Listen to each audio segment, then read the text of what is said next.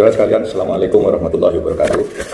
Izinkan saya selaku Menko Polhukam menjelaskan tentang perkembangan situasi dalam kaitan dengan kebijakan pemerintah di dalam membangun Papua. Saya bagi dua.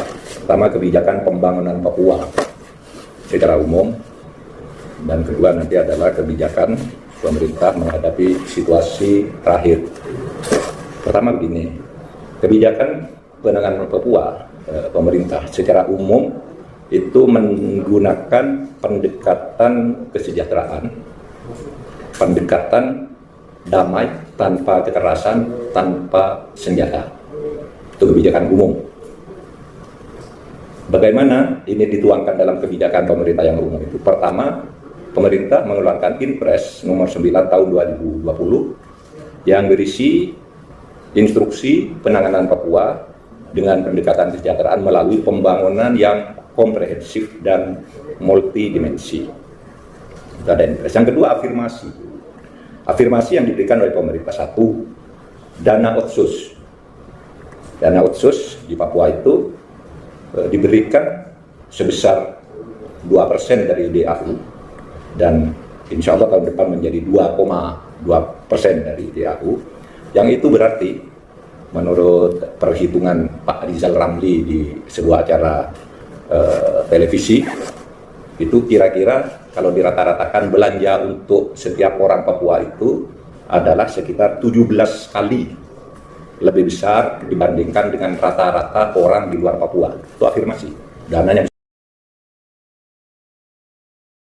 Penerangan Komando Gabungan Wilayah Pertahanan Kapilhan 3 Kolonel Suryastawa menyebutkan pihaknya selalu siap menjalankan perintah dari pimpinan. Kesiapan tersebut berkaitan dengan perintah Presiden Joko Widodo yang menyebut penyelesaian di Papua tak hanya selesai dengan senjata. Suryastawa menegaskan permintaan Tentara Pembebasan Nasional Papua Barat, organisasi Papua Merdeka, yang ingin ada perundingan tanpa melibatkan TNI Polri tergantung pada pemerintah pimpinan. Yang jelas, kita prajurit siap melaksanakan perintah, kata Suryastawa. Hal ini dilakukan pihaknya semata-mata, kata Suryastawa, untuk menjaga keamanan dan persatuan negara, apalagi setiap prajurit terikat dengan sumpah prajurit.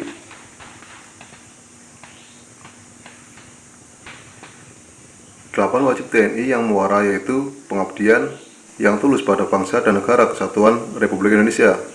Yang jelas, kami selalu siap menjalankan perintah pimpinan, apapun itu selama untuk Indonesia, kata dia. Sebelumnya, Presiden Joko Widodo memberi arahan kepada Menteri Koordinator Bidang Politik Hukum dan Keamanan, Menko Polhukam Mahfud MD, terkait penyelesaian konflik di Papua. Mantan Gubernur DKI Jakarta itu mengatakan, persoalan yang selama ini terjadi di Papua dan Papua Barat tak bisa diselesaikan hanya dengan senjata dan letusan perang. Jokowi, kata Mahfud, menginginkan pendekatan kesejahteraan sebagai modal utama penyelesaian konflik di Papua. Prinsipnya sesuai arahan Presiden, menyelesaikan persoalan di Papua jangan dengan senjata dan letusan, tetapi dengan dialog demi kesejahteraan, kata Mahfud dikutip dari akun YouTube resmi Menko Polhukam. Di sisi lain, juru bicara Tentara Pembebasan Nasional Papua Barat, Sepi Sembon, menyebut baik keinginan Presiden Joko Widodo terkait penyelesaian konflik di Papua tak bisa dilakukan hanya dengan senjata. Bahkan, kata Sebi, pihaknya telah lebih dulu menggaungkan perundingan jauh sebelum Jokowi mengatakan hal tersebut melalui Menko Polhukam Mahfud MD.